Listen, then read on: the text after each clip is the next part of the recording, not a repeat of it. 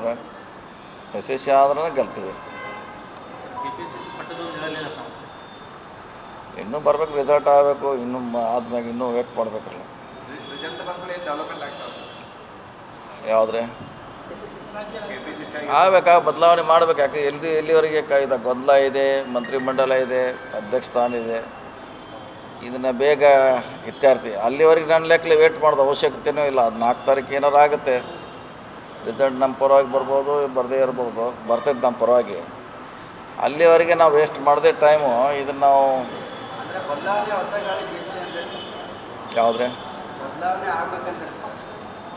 ಅಲ್ಲ ಬದಲಾವಣೆ ಆಗೋದು ಅನಿವಾರ್ಯ ಕೂಡ ಇದೆ. ಪಕ್ಷದಲ್ಲಿ ಮಂತ್ರಿಮಂಡಲ ವಿಸ್ತರಣೆ ಆಗಬೇಕಲ್ಲ.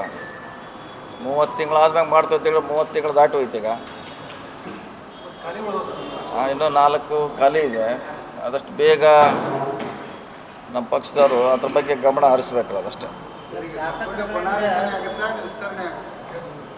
ಎರಡೂ ಬೋತ್ರೆ, ಎರಡೂ ಮಾಡ್ತಾರೆ. ಸರ್, ಶಾಸಕರ ಕಡೆಯಿಂದ ಕಾರ್ಯಕರ್ತರವರೆಗೂ ತಮ್ಮ ಏನು ಹುದ್ದೆಗಳನ್ನು ನೀಡ್ತಾ ಇಲ್ಲ ಕಾಂಗ್ರೆಸ್ ಪಕ್ಷ, ಅದನ್ನು ಅಸಮಾಧಾನ ಇದೆ. ಇದರಾಗೆ ನಿಗಮ ಮಂಡಳಗಳು ಇರ್ಬೋದು ಅಥವಾ ಮಂತ್ರಿ ಮಂಡಳಗಳು, ಇದಕ್ಕೇನಾದರೂ ಪಕ್ಷ ಹೈಕಮಾಂಡ್ ಏನಾದರೂ ವಿಚಾರ ಮಾಡ್ತಾ ಇದ್ದಾರೆ?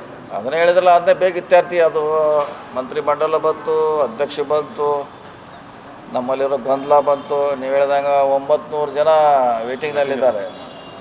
ಬೋರ್ಡ್ ಕಾರ್ಪೊರೇಷನ್ಗೆ 900 ಜನಕ್ಕೆ ಮಾಡಬೇಕು. ಅದನ್ನು ಸೇರೇ ಮಾಡಬೇಕು. ಎಲ್ಲನೂ ಬೇಗ 4ನೇ ತಾರೀಕು ನಾವು ವೇಟ್ ಮಾಡೋದು ಅವಶ್ಯಕತೆ ಇಲ್ಲ. ಆದಷ್ಟು ಬೇಗ ಇತ್ಯರ್ಥಿ ಮಾಡಿದ್ರೆ ಕಾರ್ಯಕರ್ತರು ಖುಷಿ ಆಗ್ತಾರೆ. ಅದು ಗೊತ್ತಿಲ್ಲ, ಅದು ಏನಾಗ್ತದೆ.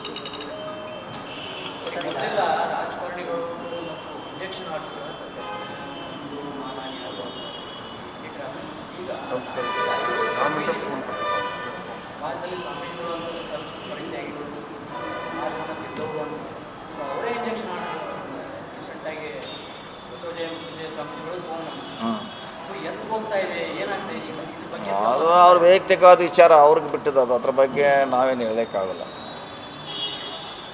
ಹೇಗಿರಬೇಕು, ಏನಿರಬೇಕು ಅನ್ನೋದು ಅವ್ರವ್ರ ಬಿಟ್ಟದ್ದು, ಅದು ಅವ್ರಿಗೆ. ಅದ್ರ ಬಗ್ಗೆ ನಾವು ಹೇಳೋಕ್ಕಾಗಲ್ಲ.